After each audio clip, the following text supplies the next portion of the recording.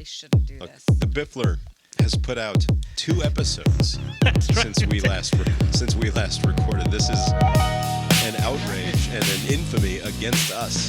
I don't think that's ever happened. We're in the upside down, right? The last 2 weeks have been topsy-turvy because everything is backwards. 2 Bifflers in between CIBs is unprecedented. I do. Yeah, I think you're right.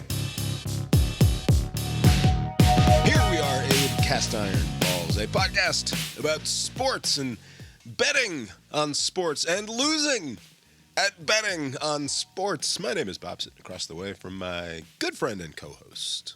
That's Abe. How you doing tonight, Abe? Doing well, Bob. Yeah, here we are. Lori's here too. How you doing tonight, Lori? You know, not amazing, but whatever. Not amazing, but whatever. Tonight is Wednesday, February the 5th, 2025. Been a while since we got together and recorded. Just over 2 weeks, in fact, Abe, since we last gathered together to talk about either sports or politics or the news or the culture or what have you. A quiet 2 weeks. Yeah, not a whole lot going on. Just a boring couple of weeks in early 2025.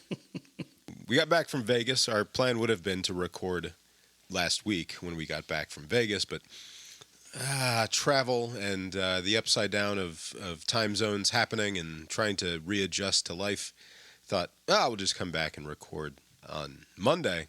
And then that would have been a couple of days ago. But then we ended up getting sick over the weekend, horribly, unpleasantly. We were really sick. As bad as sick gets as far as like being homebound. And, you know, you'll recall back in the summer, we were supposed to go to Connecticut and go to a wedding for a dear friend of the show, Mark Gillig, and I got sick and wasn't able to travel.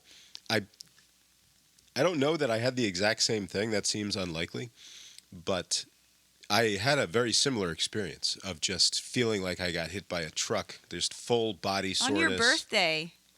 That's true. It was my birthday also, on top of that. Not great.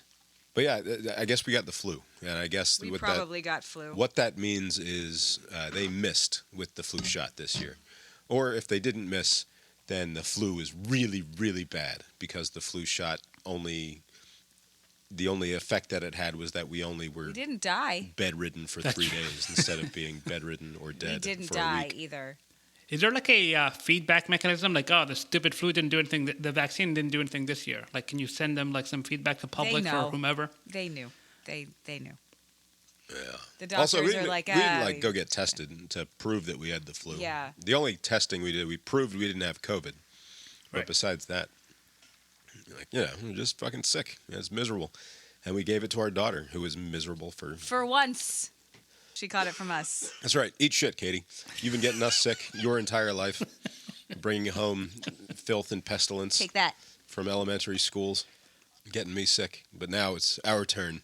But yeah, it's not a great feeling when you know that you are the reason that your daughter is like laying on the couch just at the height of personal misery. And knowing exactly how she feels, too. Like, we just had it 2 days ago. Yeah. So it's like, I know how you feel. I already have the crushing guilt of having brought you into this horrible world and just that experience that you have to deal with generally. But now, on top of it, you have a physical malady that can be traced directly to germs that I exposed you to. Right. Really, really bad parenting by me. You have a good weekend, Dave? Let's see, we're midweek here already.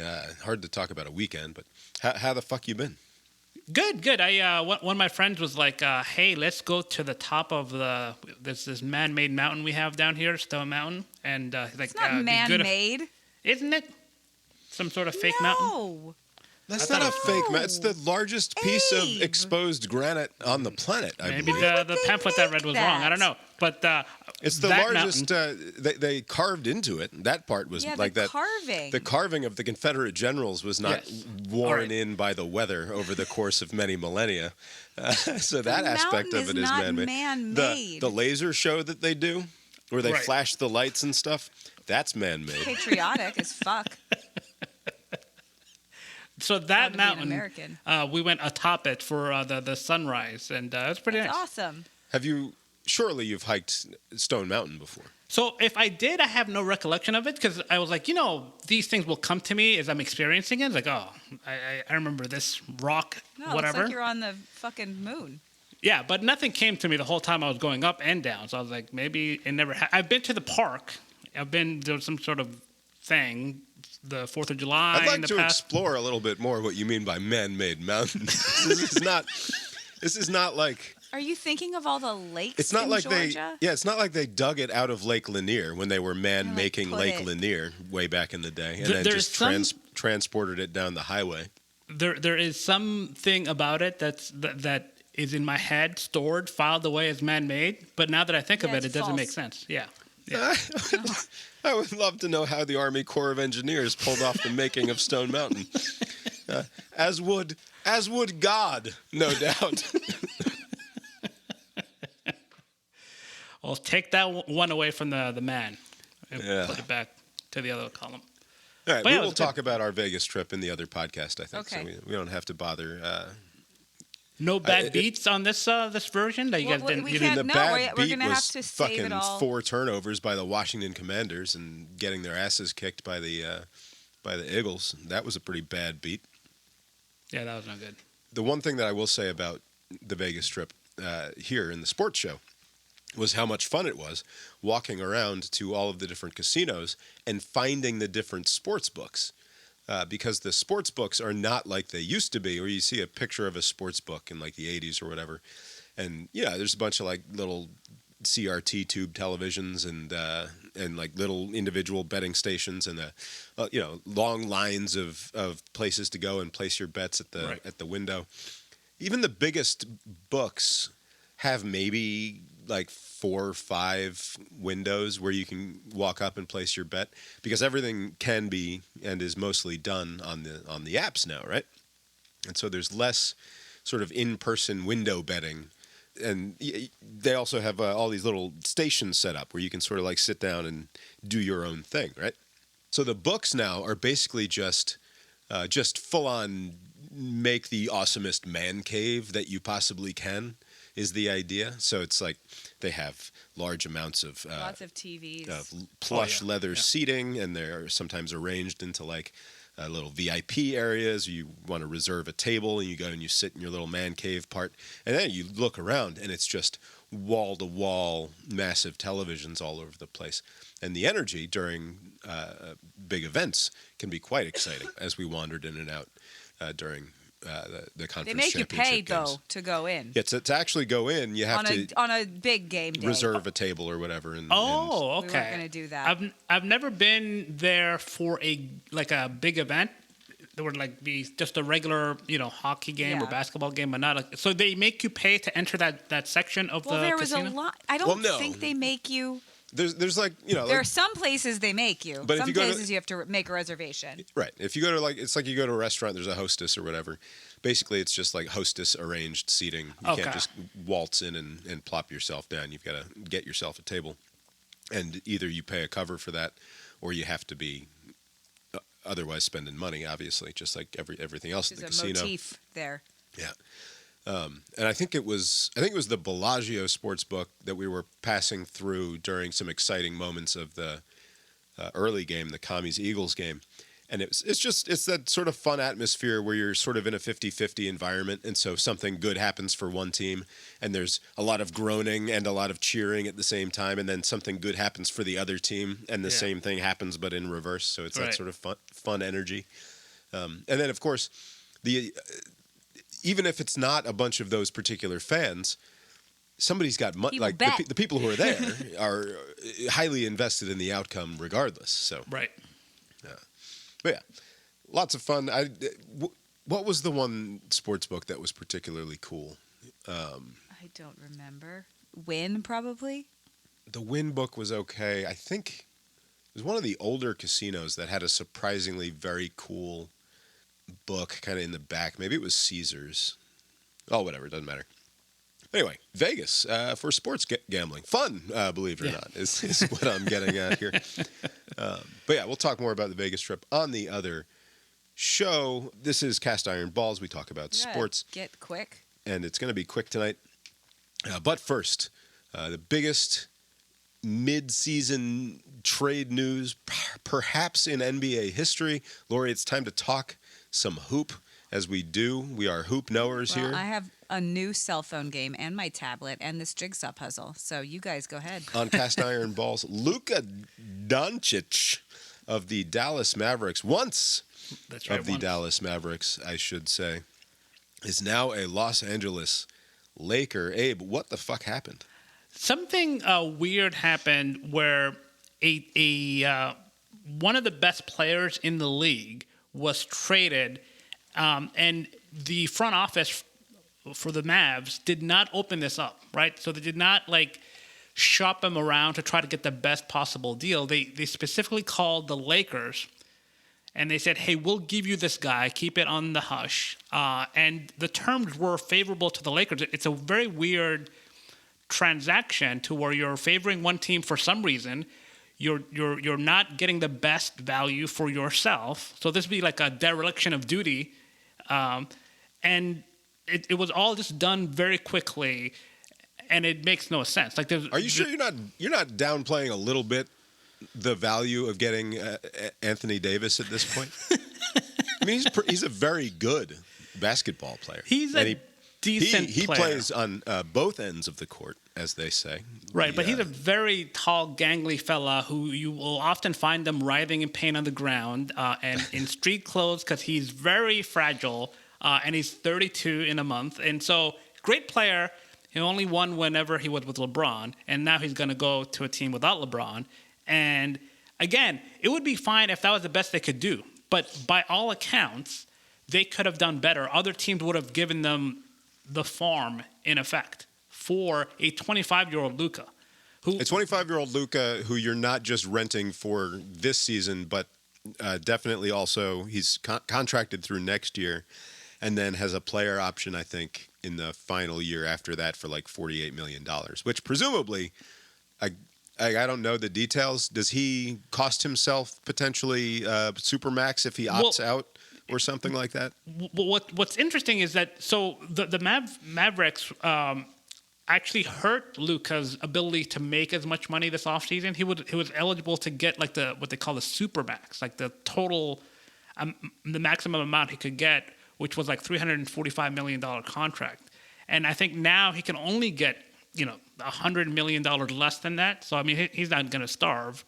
But it's $100 million less. Will he sign is he going to sign a new contract after this season? Because I thought that doesn't he have one more guaranteed he does, year after but this? Basically, I think he needs 3 more years. There's some convoluted math to where he can't get the full max, the super max, for like a couple more seasons, where he could have gotten it this off season. So the Mavs hurt his ability to get the most. And so the only reason why you would do this is if there's something, that no one else knows, something that he has done. Or maybe it's something that everyone else knows, but is just really bothersome to you personally as his boss, which is that he keeps eating donuts and smoking cigarettes and not exercising. Right. So it could be that the front office... Which I cannot imagine how personally frustrating it would be to be that guy's boss and be like, look, man, you are a top 3 NBA player, maybe, right? Yeah. No one can really argue with that. You score a ton of fucking points. You're not a great defender. You look like a bit of a slob. But, man, when you're out there, you are doing the thing. And you took us to the NBA Finals last season. But holy shit, can we get you for 20 minutes on the elliptical before practice every day? Just 20 minutes a day. Start slow, really low impact. We'll put the TV up right in front of the thing. And we put whatever you want on it. But holy shit, do some cardio, Luka. What's the fucking problem? Right. And he's like, no, I'm good. But he's producing at this top 5 level, being a slob. He kind of works himself into shape. I mean, he's never really in shape, but he's in better shape come playoff time, like in May. And so they're not losing because he's not eating 1 too many donuts or an extra 6-pack of beer, right? and this is how players used to be, right? Back in It's the not olden about, days. but it's not An about extra that. 6-pack If- of beer is a lot of beer. That is a lot of beer. But right, look at the cardio Larry that they Legend do. used to drink after every fucking game, right? Like Right. he'd do a 6-pack every night in the locker room. Yeah. So I think maybe the GM Nico, what's his face, Harrison, is like a Kobe kind of person. Like, you have to like Hate, rage, win, win, win. Work Yeah. hard. Dedicate yourself to the fucking game. Yeah. Right. So it's like, why be top 3 when you can be top 1 if you put a little more effort? And the kid just, this is working fine for him. If you're going to pay him $350 million on a Supermax, like why put up with anything less than absolute top effort? I mean, it just, again, if he was that adamant about getting rid of him, at least open it up and make your team more competitive than what they did. Because now this just seems like some sort of insider trading. That's a fair point. Now, there's some sort of previous relationship between the Mavericks GM and the Lakers people. Is that correct? Yeah. So there's some previous history there. So that's why it just reeks of favoritism. Because like, what's it to you to try to make the Lakers better? And not necessarily better this year, but like setting them for the future. I mean, LeBron is an old geezer at this point. He maybe have a couple more years, but Luka has like 10, 15 years, especially if he takes this as a slight.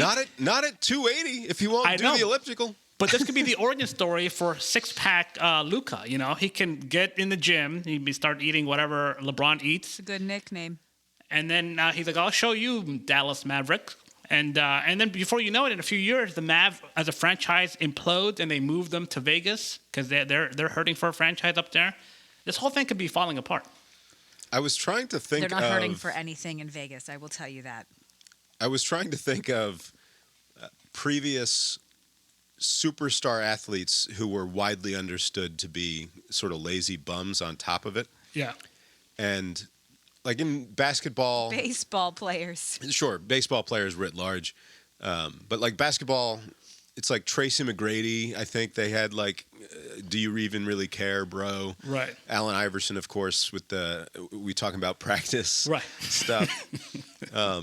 There's not a lot of other. And then in baseball, I was like Manny Ramirez is an example of just like an aloof guy who would show up. Like, wait, did Manny was he this fat at the end of last summer? We don't remember Manny looking quite so chunky last September. And then he'd like disappear into the outfield wall at random times for no reason, like very aloof and not clear that he cared. But like, and then like the only white example I could think of. Oh my. Is what? like Bob? Jay Cutler in the NFL. Oh, that's right. Was a pretty. He wasn't elite or like, but he was a pretty good NFL quarterback. Yeah, for he had a years strong there. arm. Yeah, he was good. But he had that sort of aloof, does he even really care sort of thing going on. Mostly that was a face problem. He had that I don't give a shit face, common to the sort of fratty-looking white male in early 21st century America. But you don't get a lot of white dudes who get this reputation in professional sport. Yeah, but don't say that because it's always the white dudes that are. It's like, oh, they work so hard. Yeah, no, the tryhards, right? Let's not continue that. No, I was trying to think that is of. interesting. Yeah, I didn't think. Yeah, who else? I mean, you can't really point to anybody else. There's no one who is as good as Luka is, or is widely considered to be by everyone as awesome as Luka is, who also has the reputation of being aloof and not caring I'm about assuming the this sport. Luka person is a white person. Yeah. He's a European white. Because of the but yes. name. Yeah, Eastern European. Yeah. I wonder if he picked up the bad habits because before he got to the NBA, he was like in some European league, and he was like a 16, 17-year-old playing well against like fully formed adults. And I'm sure some of them are like smoking at halftime and drinking beers after the game, and he just picked up those bad habits from those guys. And he just kind of carried that through. It's like, I could still put up 30 points while still, eating and drinking the way that I am. What's the problem? I mean, right? I mean, like all the stats that were showing during the trade or after the trade, they were like, only Michael Jordan has done this, like in the first, 5 seasons, or only this other, like he's like in a top tier. with this in mind. So it's like, well, I just live with what you got. This is fine. I mean, this is working. Like, the only reason why you would sabotage it is just like it violates some sort of principle that you have as a person, not as a GM. As a GM, you should be looking out for the franchise, not like some personal gripe that you have with somebody. Very bizarre. Yeah, it's definitely a weird situation. It's the thing that was most weird about it to me was that apparently none of the relevant players knew anything about what was going on. That Right. Yeah, neither Luka nor AD knew anything about it. And then even more bizarrely to me is LeBron James was not remotely consulted or made aware that this was a thing that was happening, apparently. But that's probably like it's almost hard to believe because, like, all we hear about this is the players' league. The players make all of their decisions for themselves, basically, at this point, right? Like, is that not weird to you? I'm sure there's some sort of understanding that you don't loop somebody in where it can implicate them negatively. You know, like how with the president, do the illegal stuff without the president knowing about it so that he can confidently say, I don't know what the fuck happened. Like, I guess my underlings at the Defense Department did all these things. Like, you can confidently deny something. And so, like, what would be the upside of bringing in LeBron into the loop since he's the upside is, hey, man, would you be interested in playing with Luka for the last couple years of your NBA career? This is such a ridiculous arrangement that you don't need to run this by anybody. This is an obvious yes. Like, just press the button. There's no, like, talking it through. And also, LeBron's, like, fucking 40-something, right? Who's kidding who? This 25-year-old is going to be around for the next 10 years, and maybe if he gets in shape, 15 years. So, like, it doesn't matter so much what LeBron thinks at this point. And also, like, LeBron is friends with AD, so it'd be kind of awkward to tell him, hey, your buddy, we're going to ship him out. So there's no upside to looping LeBron in. And I'm sure he was glad to be able to say, oh, I was eating dinner with my I didn't know what the hell happened. Like, he can confidently say that, which is believable, I think. It's not unlike trying to trade, like, because I was trying to think of what is this equivalent to in another sport, since I certainly pay less attention to basketball than any other. And is it sort of like at the end of this season, the Bills are like, look, we were one play away. We're not going to make it to the Super Bowl. It's time to move on from the Josh Allen experiment. It just hasn't worked out. So we're going to go and we're going to trade him for Saquon Barkley. Like, we're not going to get another quarterback who's going to lead the team in that way. Right. But we could get a top tier next level player maybe, and then also a compensatory draft pick in 2 years or something like that. It would be like to the Patriots, or like a team that was like that had a good run, like they're like known to be successful, and they're like in a down period, and you just kind of throw them a bone for no reason. Right. Like, it'd be something like that where it's like, why do they benefit from this? Like, you know, if you gave it to somebody like, I mean, I guess the Eagles have been doing pretty well lately, but they don't have the same resume as the Patriots. It's actually a little bit close. Josh Allen's bad comp. I'm going to go with Patrick Mahomes, who has that sort of also like slightly laid back. Like, is he athletic or is he kind of pudgy? Is he actually weird? Is he actually trying out there? Why is he walking on the sides of his feet? Yeah, but we all know that he works out a lot and is weird about his training. So it's Josh Allen's a better comparison, I think. Yeah, they look more like physically, Josh Allen and Luka do, but like attitudinally on the field, It feels more like a Pat Mahomes type situation. Right. That's true, but the Pat Mahomes has titles, you know, that he's won. Josh Allen hasn't, so and Luka hasn't either. So they're both in that category. Yeah. Okay, football. But that would be. I mean, imagine that. This is Super Bowl week, so they wouldn't do it now. But during the last weekend when nothing was happening, if they're like, Josh Allen traded, like the coach who had all these analogies about 9/11 was like, fuck this guy, like I can't win with him, and then just ship him out. Like, people would be like flabbergasted if that happened. Right. Football. All right, onto the football, though not quite on the field football just yet, because I would like to discuss all of the different massage enthusiasts in the National Football League. We got to go to bed. There needs to be a national ban on massages. Like, it's got to be until we can figure out just what the hell is going on. They just need to be supervised massages. Right. Clearly. Yeah. Justin Tucker, future Hall of Fame candidate kicker for the Baltimore Ravens, probably the greatest kicker of his generation. I think it's safe to say. Certainly someone who, until the last couple of years, was known for never missing on even the deepest of bombs.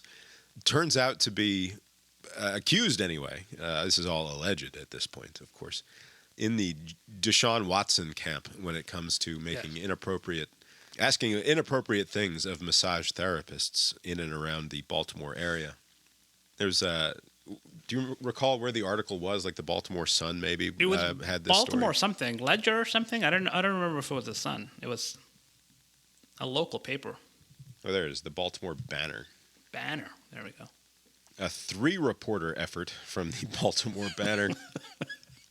Which, when you're a kicker for the NFL, if there are 3 bylines on a story about you, it's not good. No. There's no way that's good. I had this is a brief personal aside here. I remember choosing to switch my major. I think I went from journalism to something else before ending up at philosophy. But the justification for getting out of the journalism major at the time was that I didn't want to end up covering high school football in my like fucking 30s and 40s and like, okay, now I'm going to work my way up and then I'm going to end up fucking, if you're lucky, you can be an NFL beat reporter or something, right? Like this is my career prospects at that time were like, well, if I'm going to be a journalist, like I'm into sports. He didn't want to write about stuff he didn't want to write about. Right. I didn't. Oh, I see. Yeah. And here we are. Here we are. He's doing exactly what he wants. But while I go to work all day. But I didn't consider the possibility that I might one day be called upon to write the following sentence in an article for that Baltimore Banner, which, God bless these reporters. They also denied Tucker ever ejaculated at a spa. The they there is Tucker's representatives and attorneys, which is such a bold statement to make, whether true or not. He never ejaculated there. He never ejaculated at a spa. He never ejaculated there. It's such a broad claim, and how can you be so certain of that claim? Now you might be able to make the broad claim that he never ejaculated in front of anyone. He never purposefully did any of the things that he's accused of. But like, as Justin Tucker's attorney, were you in the spa with him at all times? Can you be certain he didn't tug one out in the locker room? Attorney, you don't know. Tucker's attorney said that having body work performed on an NFL kicker's thighs was typical and not sensual. They added that there were myriad explanations for why a massage table would appear damp, suggesting it could have been sweat or body oil, and that the therapist's observation of ejaculate was a, quote, wild and inherently improbable conclusion, end quote. They then get a quote from the massage therapist in question, quote, "It was semen. I know what semen looks like. Right. I have dated men," There end you quote. To which I responded in my head, "Slut." How else would you know what semen looks like if you weren't such a harlot? You know, the problem, I do wonder if Justin Tucker and his lawyers were looking at the allegations and they kind of identified that as like an area where they can dispute it. Like, that's not really like something that's admissible in court. Like, oh, I've been around semen before. I know what it looks like. Or I've dated dudes. Like, that's not good enough. So, like, let's attack that.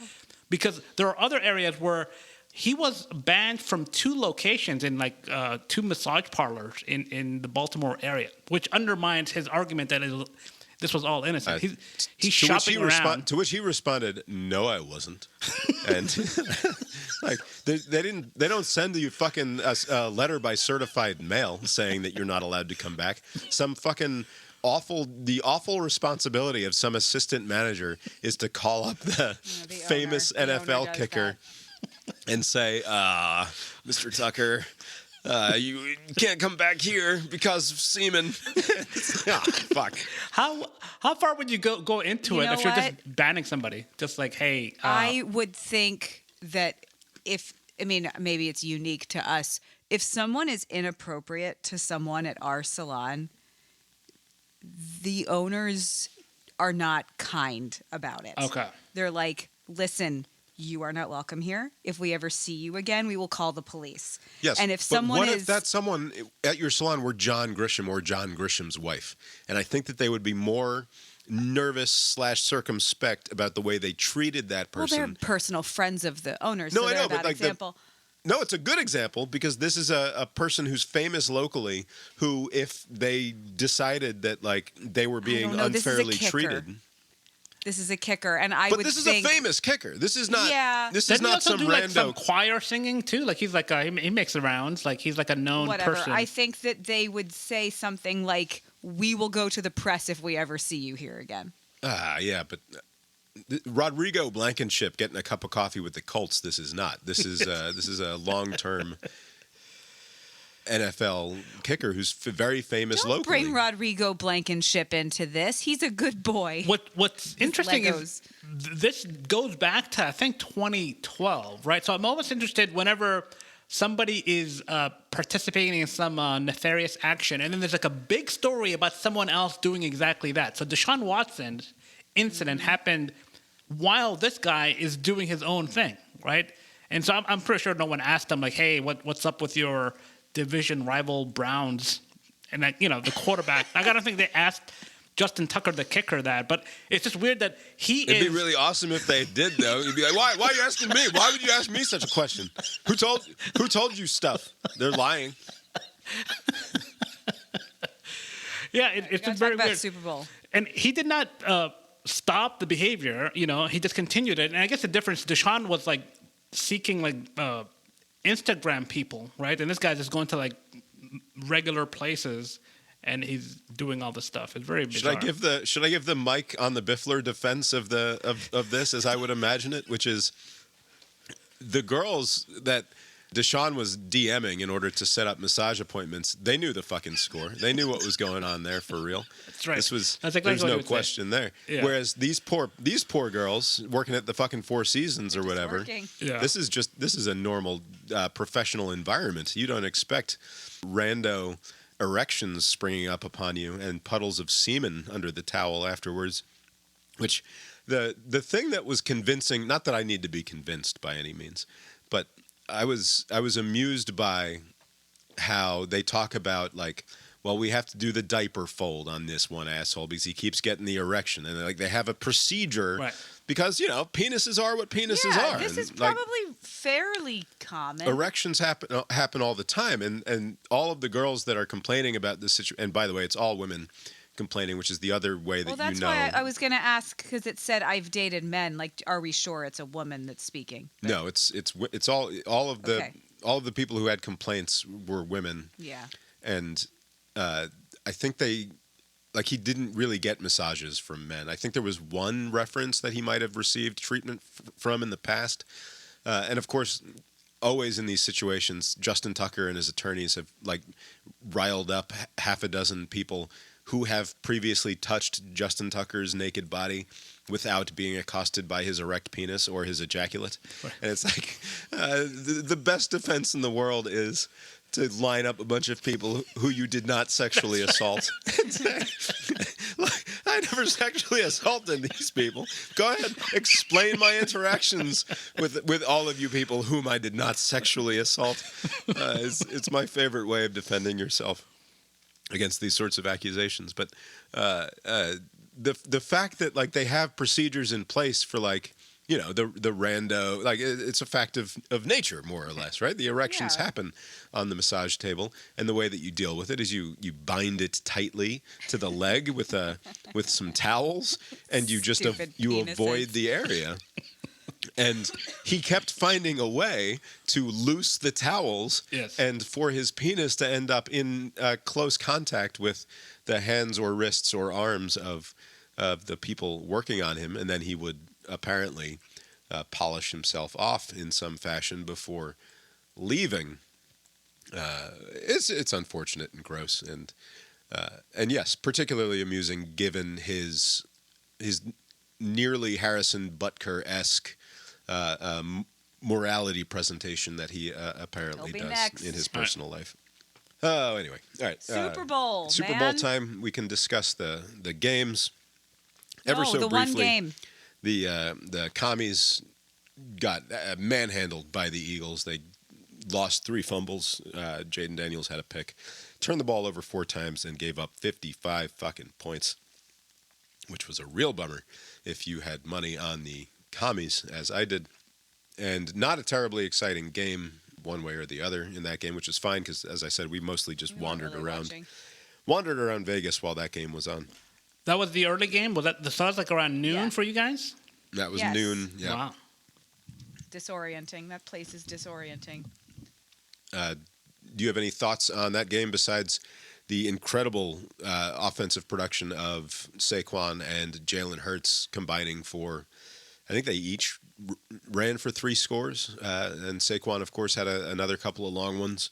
Yeah, that game kind of spiraled out of control, wasn't it? Was it at any point close? Like it seemed like it was No. closer than you remember. They scored 21 points in the fourth quarter. Like the game was still within reach. It was one of those weird ones where The end. if the commies would just fucking figure it out at any point along the way, they were still in this game until the fourth quarter when they very much were not. Like they held the ball early. They had a very long drive to open the game, and then they only come away with a field goal. And it's like, oh, that's not good. And then the first play from scrimmage for the Eagles, Saquon rips off a long one for a score. It's like, oh, that's really not good. And then the commies fumble and give it back to the Eagles, and they score again. So it was 14-3 early. But beyond that, they kept it fairly close until it became a laugher in the fourth quarter. Yeah, going into the first half, it was. This is the part that I remember. It was 20-12, so 1 touchdown difference. Washington fumbles, and Philadelphia scores a touchdown, and then it becomes a 2-possession going into the half, and then things just kind of like went the other way. They weren't able to recover from that, but it seemed like it was kind of they could have like kept it within a touchdown or so, and maybe did something, but. I don't know. It just didn't end up going their way. Not a bad effort for the season for Washington, though. No, and the future is bright. Yes, the future is bright. And then the late game was obviously a much more exciting affair between the Chiefs and the Bills, although that one didn't go the way I wanted it to go either. Nobody scored any points in the CIB Pick'em game this weekend. Nice. All of us went over because I didn't even get Lori's picks, so I'm going to assume that she missed both games. That's fair. Since she didn't get them in. But Steve went over. We both went over. So our point totals are the same going into the final game of the year in the Super Bowl. It's remarkable these fucking Chiefs always find a way. Like as I'm watching it, I'm thinking like Buffalo's got to win this at some. I mean, they can't keep losing in the playoffs to the same team, can they? Yeah, they can. And yes, they can, and yes, they did. Why is anyone ever surprised when the Chiefs defense, led by Spags, does a blitz on 4th down that they have not? So they haven't done it all day. I don't know what's gonna happen, Jim. And then I know what's gonna happen, Jim. He's gonna fucking blitz on 4th down. Of course he is. This is what they always do. It's like they hold on to this blitz until the last moment, and then they do it, and it works out. Which when you're watching that play live, when it's 4th and 5 or whatever the fuck it was, and they weren't close to the end zone. They were down by 3 points. The season on the line. They decided to go for it. I think they still had timeouts and could have potentially punted there, but you don't give the ball back to the Chiefs offense at that point. So, but Allen, immediately pursued by the blitz, has to kind of just chunk it up into the air. And on first watch, you don't realize the live shot was not good. You didn't realize just how close that play was to being made. That was a drop by the Bills. All right. Why don't rehash every play of a game? That's I'm not 2 weeks rehashing old I'm now. rehashing the last play of the game. Okay, but we gotta move on Breaking. because it's gonna get Sorry, fucking late. we are breaking news here, Abe. Jimmy Butler to the Warriors, according to something I just saw on my phone. I don't know who that is. A former Miami Heat who is complaining his way out of. This is the third team he's done this to. What? This is another basketball transaction. What? But where is that? The Golden State Warriors are in California. California. Okay, cool. Jimmy Butler to the Golden State Warriors for Andrew Wiggins, Dennis Schroeder, Kyle Anderson, and a protected first-round pick, sources tell ESPN. The Super Bowl is this weekend. I know, it's just big NBA names moving around. Dennis It's Schroeder, exciting. I think, is on his 10th team. Don't quote me on the number, but he's the black German who used to be a Hawk, right? Who used to be a Hawk. He You used guys to be a need lot to of talk about the things. Super Bowl on the news show. Anyway, like I was saying, the end of the Bills-Chiefs game, that should have been a game-saving play by the Bills receiver, but the guy Kincaid? dropped it and it sucked ass. That is a good point, Bob, because the frame that you're looking at, you see Josh Allen just chucking it up. You're thinking, well, this is just maybe there's a pass interference. I don't know. Something will come out of this. But then they cut to the guy, and he is in a position to catch it and somehow does not. I don't know what happened, but Yeah, and it was not a defended pass. It was just sort of went through his arms, a rainbow drop into his arms, and he just fumbles it. It sucked. it would have been a remarkable catch. Had he caught, I Yeah. mean, or That's- a It would have remarkable been a throw around. surprising Catch. catch, but it wouldn't have been it was almost like a fair catch situation. I It was mean, just a falling out of remarkable- the air. Yeah, a remarkable throw that it looked like. I mean, if you just body language Josh Allen, you're thinking there's nobody there. You can kind of tell by the quarterback's body language that somebody just throwing it away, or just they're just throwing it into coverage, hoping for the best. But that was a pretty accurate throw. No, it was awesome, and didn't work out. It sucks.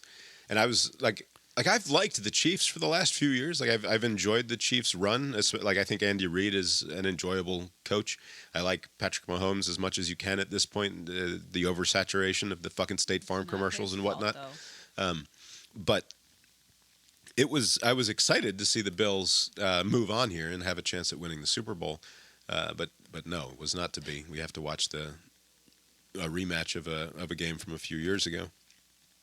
Speaking of, it is Super Bowl licks, which is a very unfortunate shortening of the You don't situation have to there. shorten it. It to says that. it right there. It's right there. Super Bowl licks. Lix, licks. It's a 1.5 game. Chiefs are favored. This game is happening in New Orleans, presumably with I'm going to make a king cake. freshly installed bollards in all of the relevant holes in the street. Who you got in this one, Abe? Well, I had the Bills, and so because that didn't work out, I don't know. I guess at this point, I'm not for either of these two teams, but a three-peat has never happened in the NFL, at least in the Super Bowl era, and so why not go for that? That's exactly where I am with this, which is, first of all, fuck the Eagles. Yes. But secondly, we've never had a three-peat, and that would be cool. It would be the Chiefs, a relatively likable dynastic team compared to, say, the Dallas Cowboys or the hated New England Patriots. So I'll take the Chiefs as the first team ever to three-peat in the NFL. That would be cool. You're not partial to Saquon's run here in the playoffs and the whole season, Nope. Or the entire Georgia defense. or the Philly Dogs? I'm happy for the Georgia players, certainly the ones that make It's it. most and get of to the play. players. But Saquon's daughter, when reading a piece about Saquon and his kids, and when he told his daughter that he was going to leave the Giants to go play for the Eagles now, the young girl apparently responded, "Does that mean you're going to win now?" Which was a very rude thing to say for a little girl. Also How very old is accurate. she? When's the last time She's smart. the G-men were any good? When Eli was around? I mean, it's been Yes, that's when. a tough stretch. It was years before Eli left, even before the Giants That's were really good. That's right. Although Eli three-peated himself this past weekend, Yes. coaching the NFC to its third straight victory since the Mannings have taken over the Pro Bowl situation there. I mean, it's easy to win when you're going up against that bum brother of his. Apparently. It was such a joy to watch. We watched that with the kids We did. during our sickness over the weekend. Very, very silly product that they put out, this flag football game mixed No, with it's different serious. skills competitions. I'll have to catch it. I missed it. I mean, it's pretty Manning heavy, Abe. Although Peyton does lose, so there's that going for you. Yes, that's right. Steve has got the Eagles as the money line underdog. I'm taking the Chiefs. I'll do minus the 1.5 just to ensure myself the 5 points. Same. Abe will do the same, which means either Abe or Steve is going to be the winner of our game. Oh, Bob, how do you feel? I'm quite upset at the fact that I cannot catch. It almost makes me want to start anew.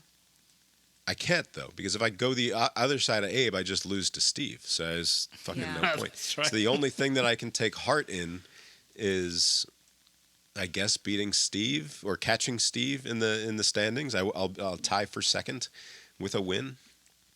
Whatever. It sucks. I lost to Abe. What are you going to do? You won the important round at the regular season.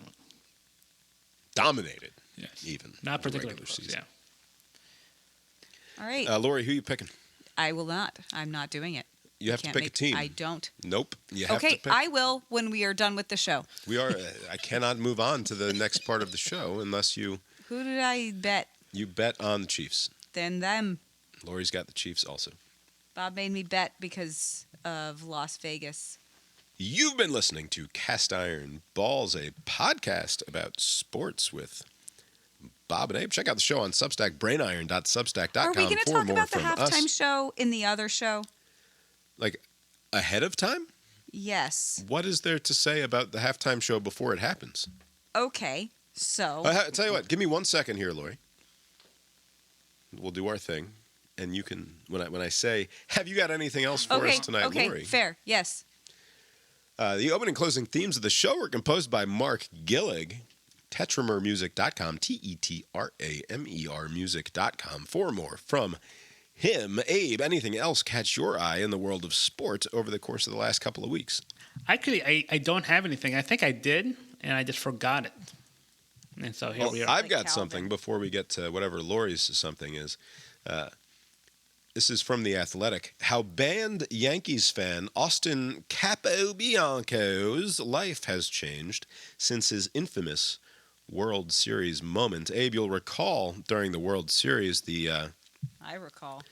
New York Yankees fans who, when Mookie Betts reached into the right field stands in order to secure a foul ball, tried to pry open Mookie's glove and steal the ball from him.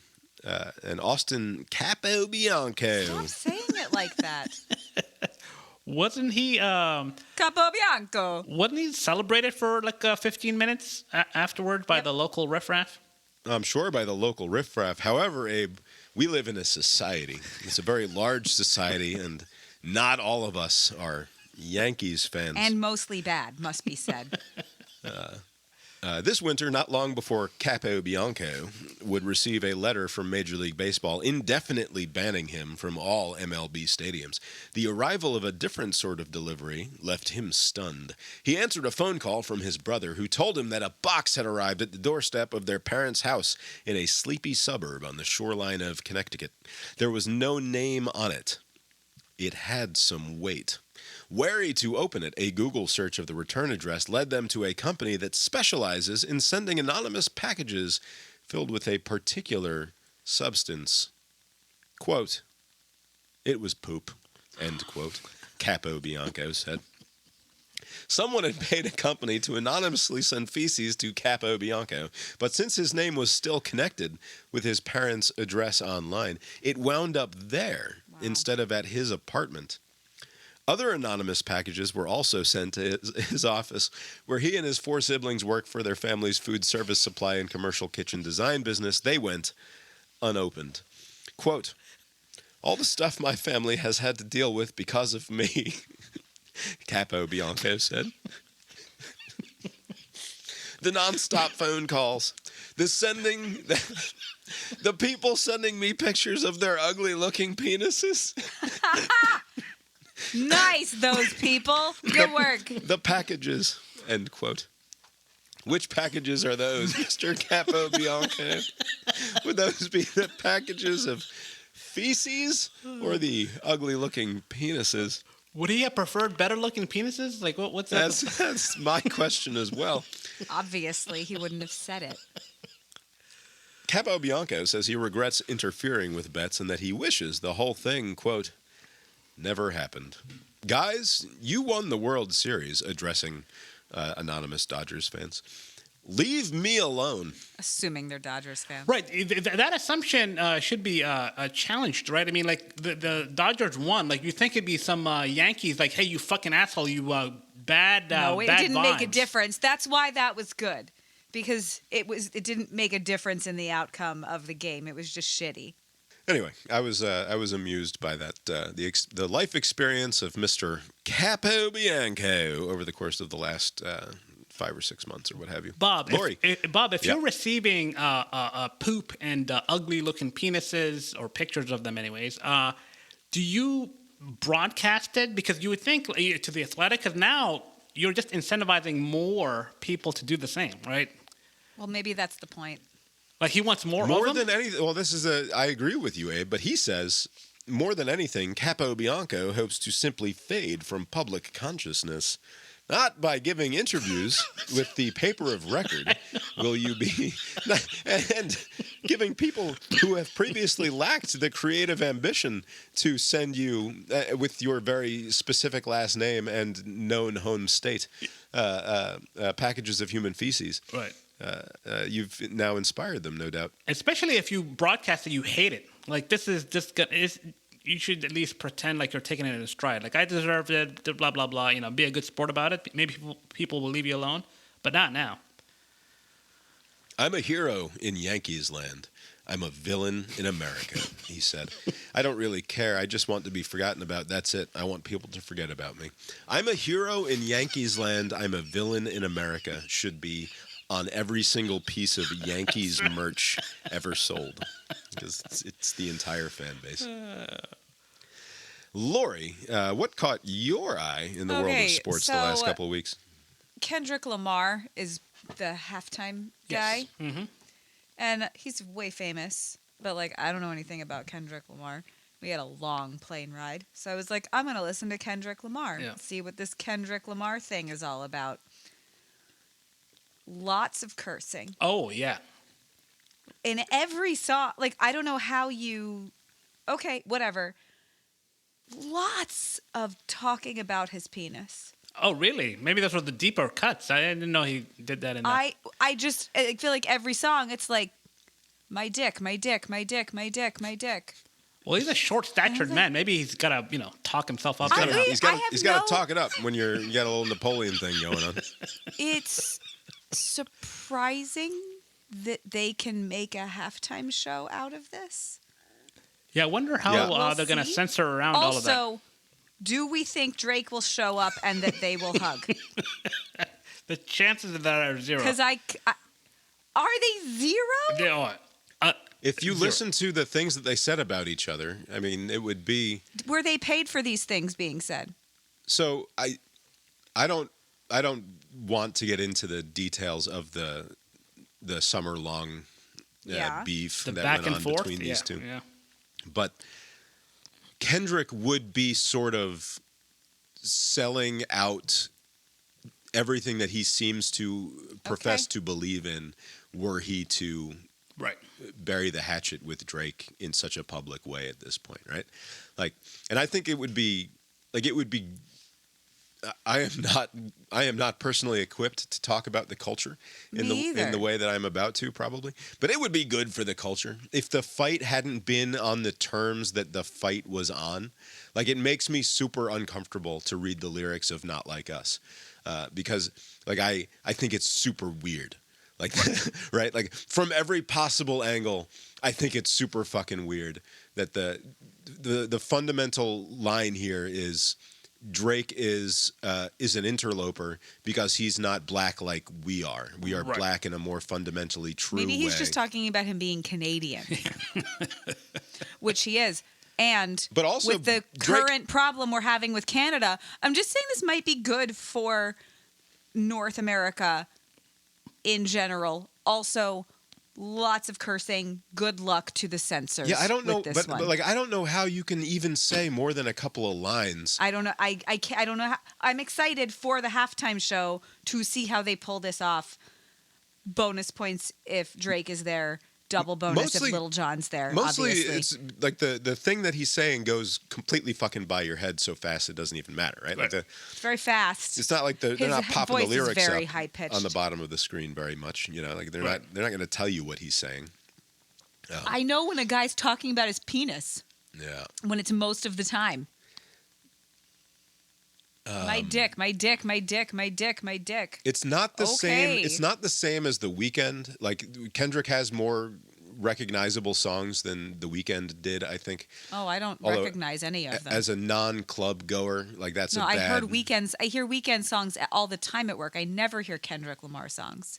Yeah, well, you're not going to get Kendrick in polite Exactly. adult contemporary like radio land. Like it's not You can't. right, but he has identifiable hits that like I will hear and I will know a few of them. Actually, How do that's you know that's a that? Where good did point you that hear Lori them? made, because like if it before this Drake back and forth over the summer, like his profile wasn't to the level where you would be headlining Coachella. He's a very famous person within the rap world. Yeah. But like, you know, the people that you typically get like for, you know, like Was a Beyonce the Super Bowl commercial or the whole time. somebody. So like it'll be interesting to see what the reaction is like by the, you know, In my dissertation, I the will. broad audience at the Super Bowl. Like what the hell was that? No, the broad audience isn't going to get it at all. Like I don't unless he's decided to not make this the Kendrick show and instead he's just going to find Just half a- HBCU bands. half a That'd dozen be other fun. artists Right. to join him on the HBCU bands. stage, which doesn't seem like his style. Right. To invite a bunch of his Apparently, Dre and him are friends. yeah, but it doesn't seem like I don't see this becoming a West Coast All Stars No, fucking it won't be. halftime Nothing ever show. will be again. It's going to be a weird one, I think.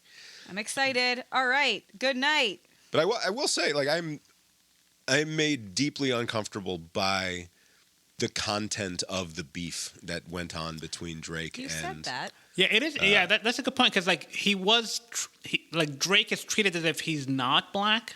Like a lot of the substance of the digs. It's like you're a culture vulture. Like, wait a minute, this is my culture too. But like, he can't make that No, he's argument for some Canadian. reason. It's kind of weird. Can't fool me. yeah. Also, there's no denying that like Kendrick won, quote unquote, won the thing, but he won it. I don't know, like the fact that it was winnable in the terms of the conversation they were having is really fucked up, right? Like it's super fucking weird because outside of the context of this conversation, it's like because it's a fucked up conversation to have. Like I don't know.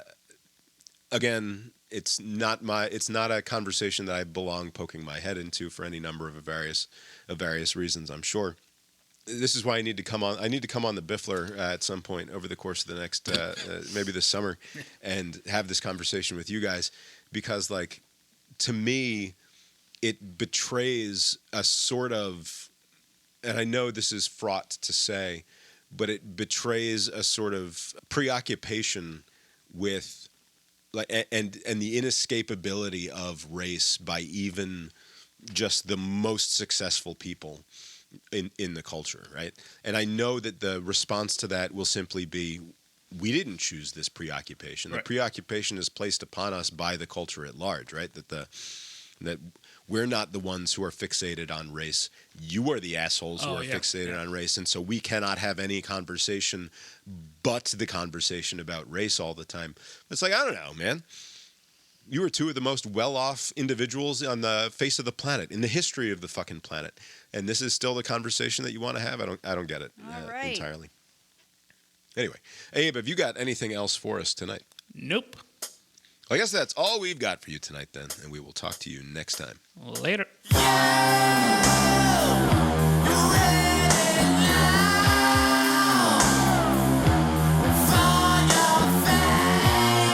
Wednesday morning, I had like chest congestion. And I was like, well, we were in the desert and the pressure of the airplane, but I felt otherwise totally fine. Like, not even a thought that I could be sick. And then Thursday, the chest congestion wasn't any better, which was like kind of weird. But I was like, whatever. And then Thursday around noon, I was like, Did the symptoms feel spread? good. Like, did something else happen, or did the same? everything got terrible. Okay. Everything got terrible. And then I went to work on Friday. When you were also feeling terrible, Oh, yeah. Just Advil and Dayquil. just power through it. Yep. And then Saturday, I couldn't speak. No shit, it got that bad. Yeah, I could whisper because that doesn't use your... I couldn't... And I couldn't even fucking enjoy it because I was miserable. I was bedridden and unable to move myself. And a day of peace, you would think, but no. This was around the... It was the exact same. He was like 8 hours behind me. Okay, so But he almost the didn't same lose his timeline. voice. I completely lost my voice. Like, Like that. Wow, it was that bad. yes. Oh, that's a bummer. So the whole weekend was just that. Just Yep. Yeah. All right. Let's do quick cast iron balls, all right. and then we'll do quick cast iron brains. That'll be a Yeah, we have to go to bed. quick night. We have to go to bed. We really shouldn't do Look, this. the Biffler has put out 2 episodes That's right. since we last recorded. This is an outrage record. and an infamy against us. I don't think that's ever happened. That We the are Biffler has, in the we're in the upside down, right? The last 2 weeks have been topsy turvy. Just everything is backwards. 2 Bifflers in between CIBs is unprecedented. I do believe. Yeah, I think you're right. Being a dick is not being annoying. It's being annoying. Being a dick is being a dick. Bothering someone. Hey, can you do that thing? Hey, can you do that thing? Hey, can you do that thing? Hey, can you do that thing? Fucking fine. Like, awesome. Thank you. She married the wrong person for that to be successful. My dick, my dick, my dick, my dick, my dick. Well, he's a short-statured man. Maybe he's got to, talk himself up somehow. The proceeding was created with 100% human content.